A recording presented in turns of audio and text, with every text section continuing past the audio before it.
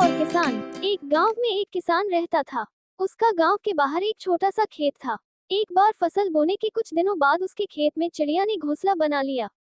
कुछ समय बीता तो चिड़िया ने वहां 2 अंडे भी दे दिए। उन अंडों में से 2 छोटे छोटे बच्चे निकल आए। वे बड़े मजे से उस खेत में अपना जीवन गुजारने लगे। कुछ महीनों बाद फसल कटाई का समय आ गया। गांव के सभी किसान अपने खेतों की फसल की कटाई में लग गए। अब चिड़िया और उसके बच्चों का वह खेत छोड़कर नए स्थान पर जाने का समय आ गया था। एक दिन खेत में चिड़िया के बच्चों ने किसान को ये कहते सुना कि कल मैं फसल कटाई के लिए अपने पड़ोसी से पूछूंगा और उसे खेत में भेजूंगा। ये सुनकर चिड़िया के बच्चे परेशान हो गए। उस समय चिड़िया कहीं गई हुई थी। जब वह वापस लौटी तो बच्चों ने उसे किसान की बात बताते हुए कहा, माँ, आज हमारा यहाँ अंतिम दिन है। रात में हमें दूसरे स्थान के लिए यहाँ से निकला होगा।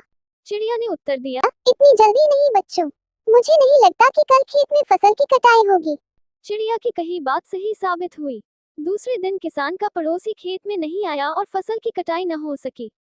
शाम को किसान खेत में आया और खेत को जैसे का तैसा देख बुदबुदाने लगा कि ये पड़ोसी तो नहीं आया। ऐसा करता हूँ, कल अपने किसी रिश्तेदार को भेज देता हूँ। चिड़िया के बच्चों ने फिर से किसान की बात सुन ली और परेशान हो गए।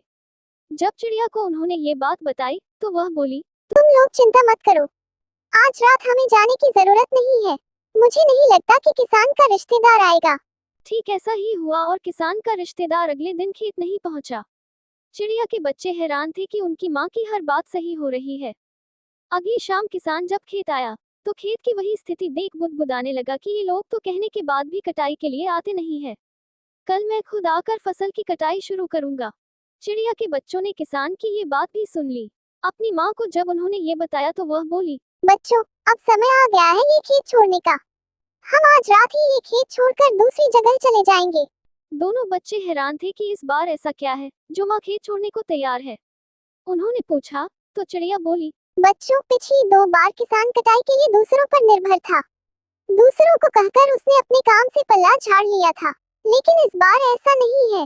इस बार उसने ये जिम्मेदारी अपने कंधों पर ले ली है, इसलिए वह अवश्य आएगा।